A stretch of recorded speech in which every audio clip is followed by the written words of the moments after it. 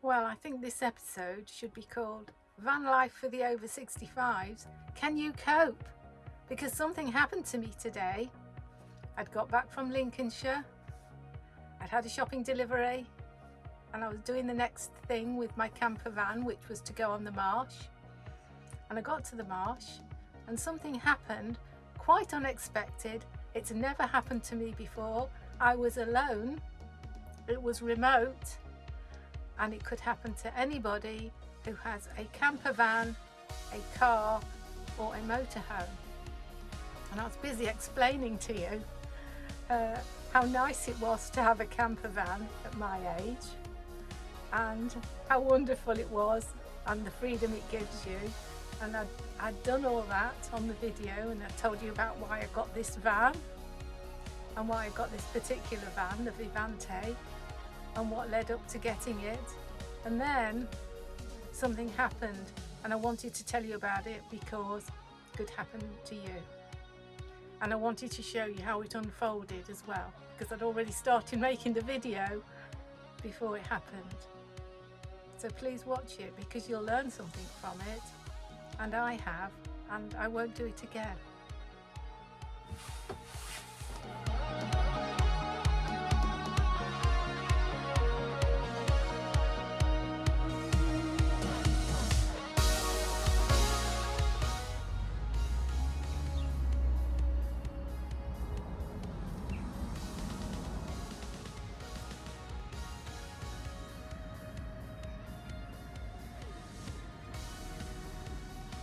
I'm back here in the van.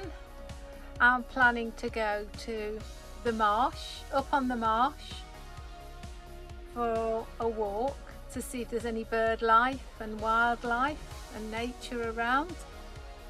So I'm going to get changed into something more suitable and get ready and go and park up on the marsh and see what's there.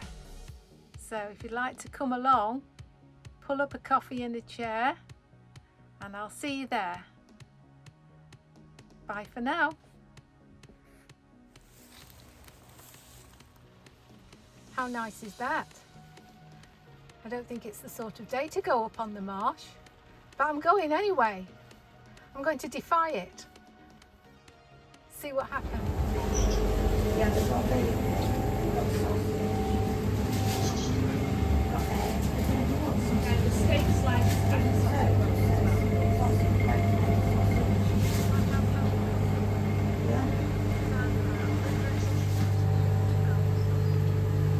Right, so I'm on my way. I picked up my lunch and I'm on my way, and guess what? The rain has begun. It just follows me around, doesn't it? There's a bit of a hold up here.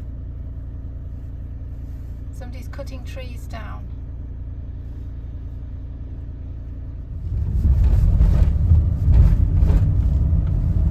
So here we are, going over the M56 motorway.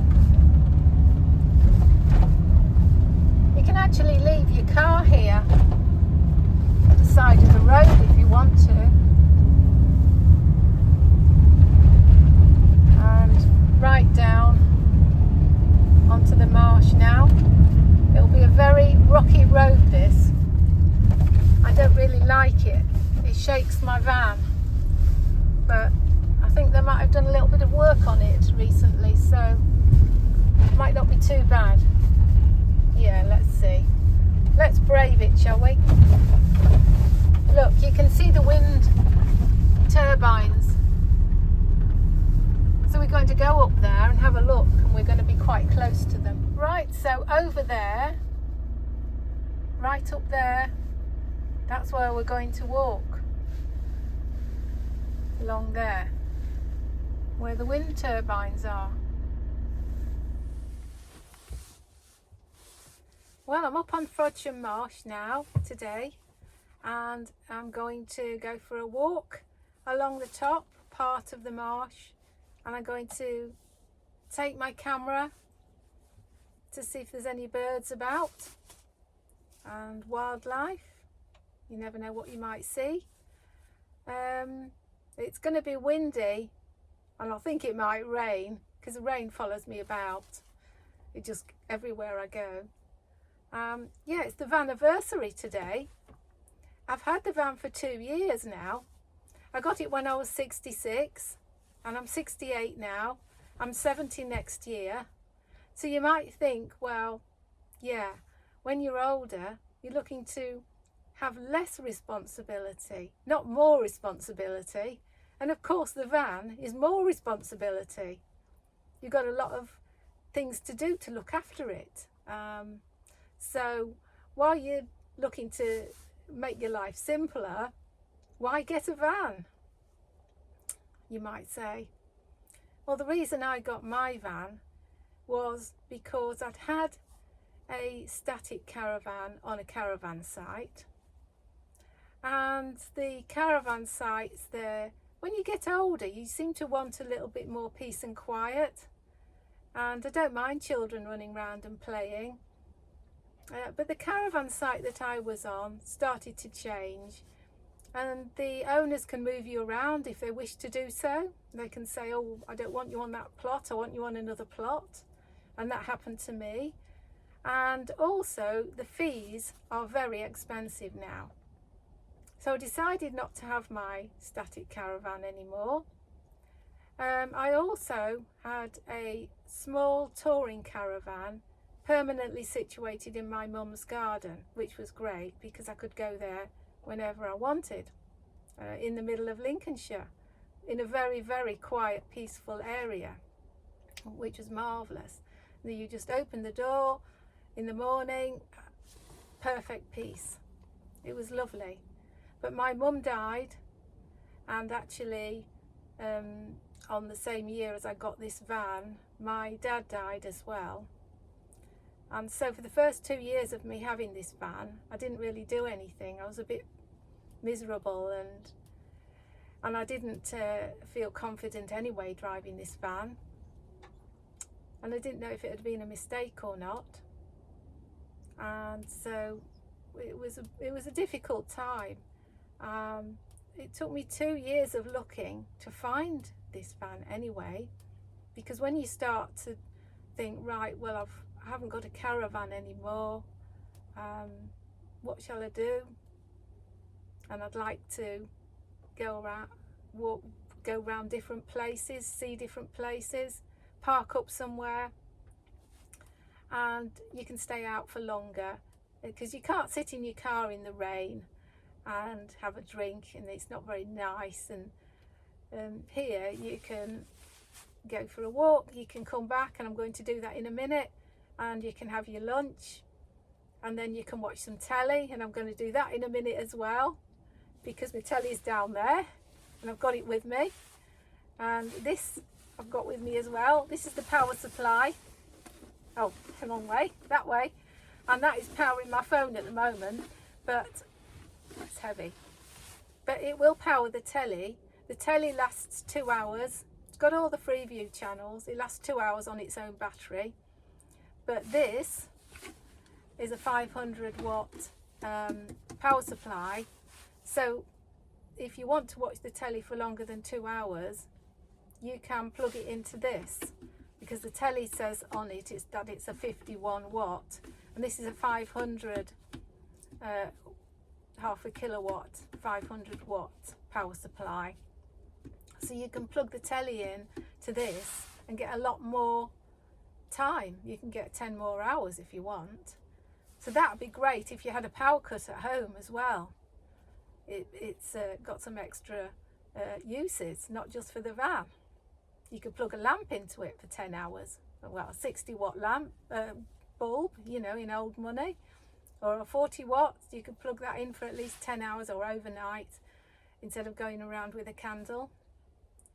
So yeah, I took 2 years thinking about getting a van, and I thought, right, since I can't drive a big van or a motorhome, I'll get a little Berlingo.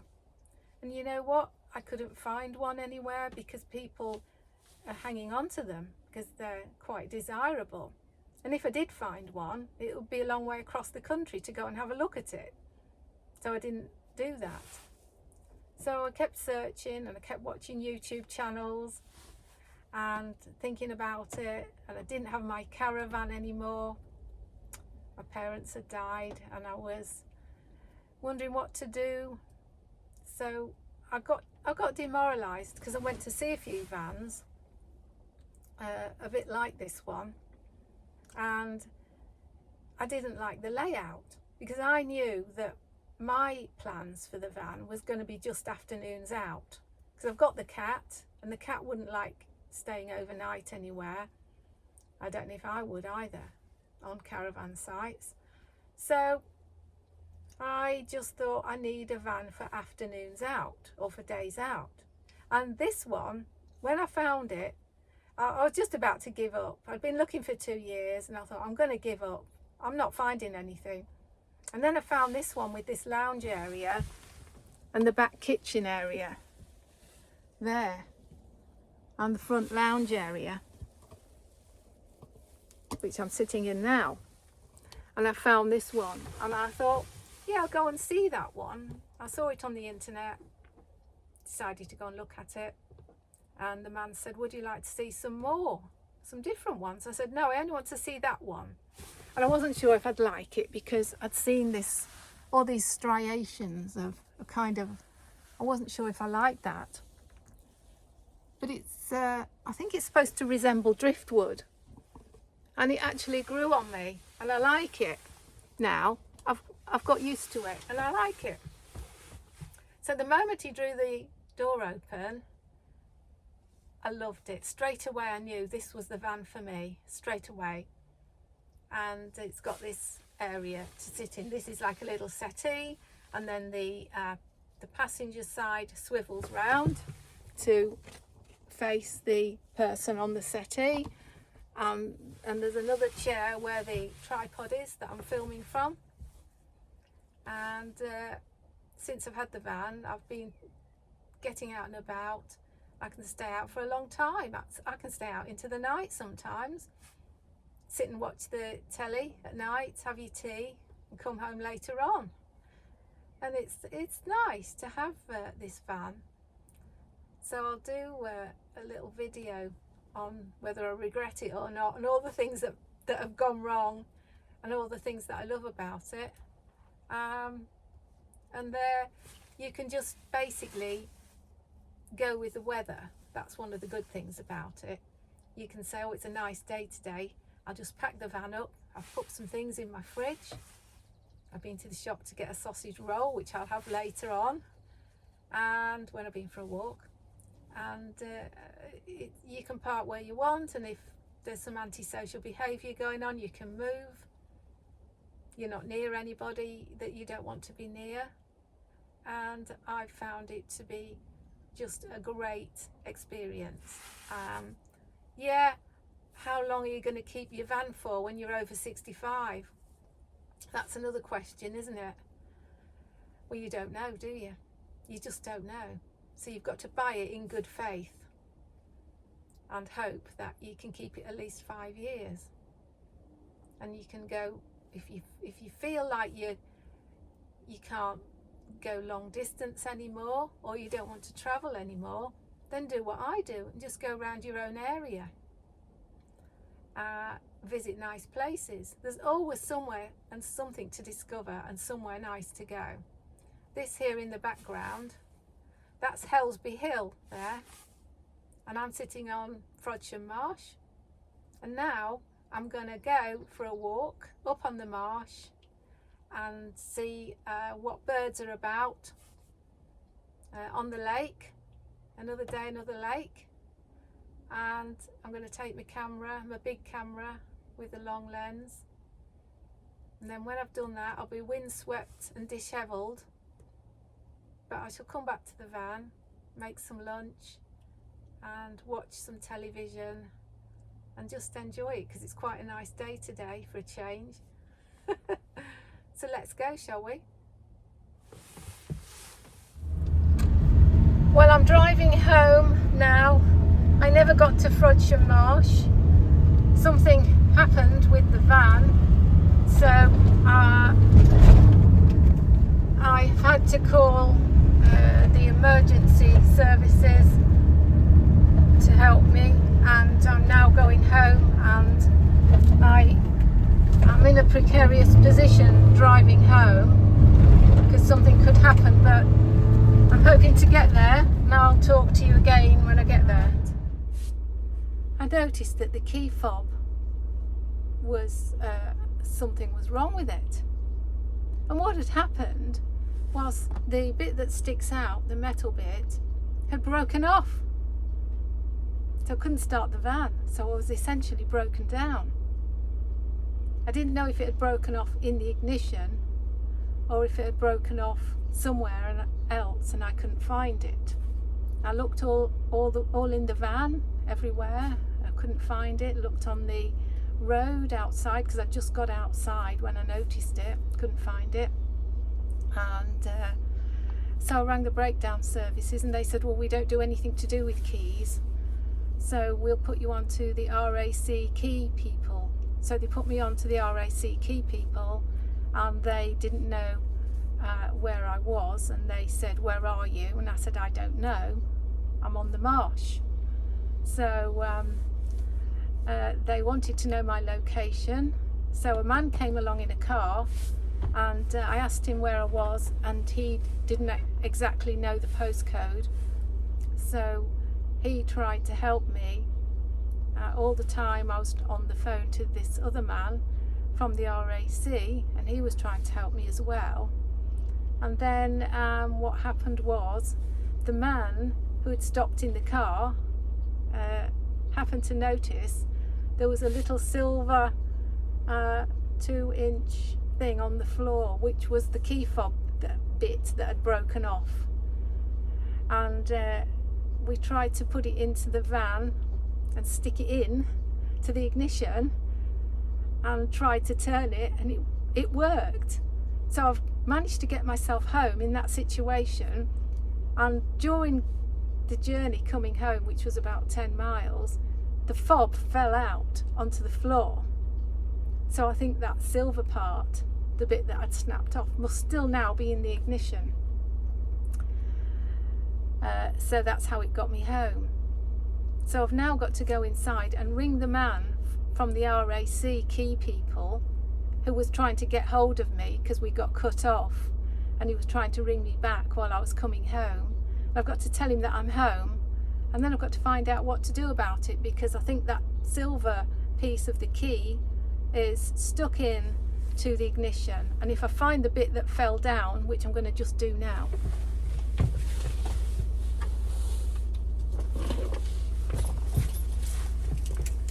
Here it is. This has fallen out of the ignition, but there's the bit, that metal bit, don't know what you call it, it's still in the ignition. And when you press the button, nothing happens. So if I switch the engine off now, I don't think I'll ever start it again. I'll have to get some help from somewhere. So bye for now. Sorry we never got on the marsh. We'll do it another day. See you later. I'm a bit flustered.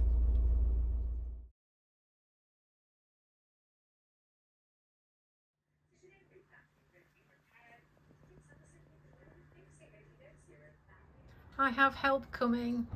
Here is the man now coming to help from the key place. I think it's